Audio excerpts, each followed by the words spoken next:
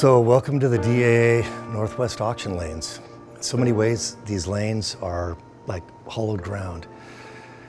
We think about our business and we think about the fact that there are 168 hours in a week, and these lanes light up for 4 or 5 hours in the course of a week, and in that time, that's where everything happens for us. That's where we make our money. The lanes, to me, are kind of sacred. We know of them as a place where we sell cars every week, but we have had 3 weddings in the lanes that have been employees of the auction over the years. For many years, there was a church service in the lanes with up to 200 people worshiping here every week, every Sunday morning. Of course, we sell cars. And then, you know what we also do in these lanes is we throw pretty good parties sometimes. And that's what's going to happen again this year.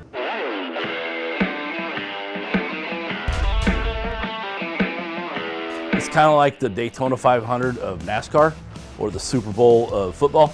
It's just everybody's ready for it, and it's just a big event. So you just kind of naturally just get ramped up. I mean, it's a lot of work, don't get me wrong. It's a lot of work. There's a lot that goes in behind the scenes. You know, planning 12 weeks ahead, really game time about 3 weeks ahead. And then it's a full-on 100 miles an hour for 3 weeks, and then a few departments are kind of cleaning up for another 2 weeks. Everybody knows they have a job to do, and they're just so good at what they do, it just becomes automatic.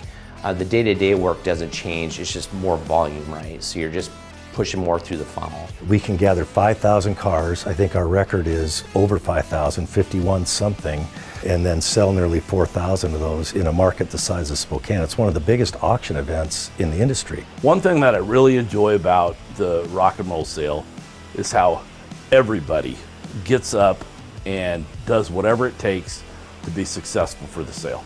We might come in on a Saturday and have to go park a bunch of cars. Well, we all do it, you know, including Bob. I mean, the whole team gets up and does whatever it takes. I think that our culture here is what makes this event happen. This will be my 22nd rock and roll sale, and we have a crew of individuals here that works everywhere from sales to the front office to the detail shop. All of a sudden, we say, we're having this huge party, we're having 4,000 people come in between the morning sale and then a sale the next day. I just have to say hats off to this whole crew. They get it done. We want to make sure that our customers have a blast. We want to make sure that band has a blast. And quite often it's a little difficult to get a band to come to a one-off event like this. And so when they're here, we show them a good time. Something that goes into that is a lot of attention to detail backstage. Woody handles more details than you could imagine.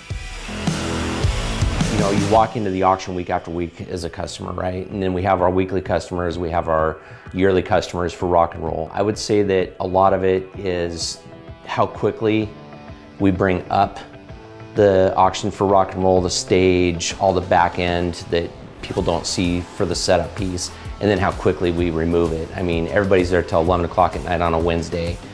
Because you're moving the backstage trailers, you're moving obviously the stage out, all the bicycle racks, the 150 plus porta potties, I mean, all the stuff that's out there, it's gone. And then coming in Thursday morning and it's like there was never an event.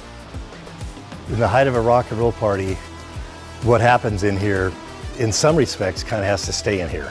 That, you know, people start having fun, and literally as you look through here, there's just a sea of tables and a sea of people, and then all the doors are open and the people are spilling out, just completely clogging all of the doors as they're open, and they're coming in and out to get their food. And then, you know, the drinks are rolling, there's bars set up everywhere.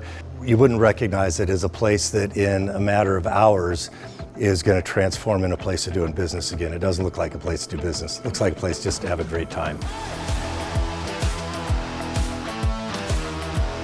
But I didn't really start coming to the show until I was probably 13 or 14. And then being able to see it for the first time when I was working detail those summers. I'd work all day, then come to the show after working detail. Like a light bulb moment of just that this is not just this magic little thing, like, oh, this is a full-on event and a sale still, because I always thought of it as just a concert as a kid. So I'm a people person, I like people, I love people, and it's hard to do that over the phone or over the internet, and so when they're in the barn, especially on Wednesday night when Sammy Hagar's up there, it's a lot. The guys are having a lot of fun. But even on on the sale day on Thursday, having a barn full of people actively bidding on cars, shaking hands with their buddies, and just the community of dealers as a whole, just out there having fun and doing business.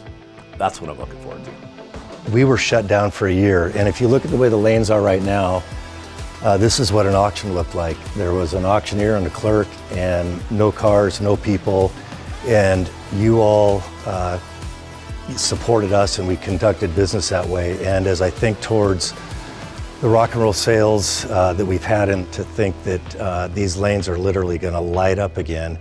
They're going to be full of people, they're going to be full of joy, and that we're back to a sense of people in the lanes, relationships happening in the lanes, and cars being sold in the lanes. It warms my heart.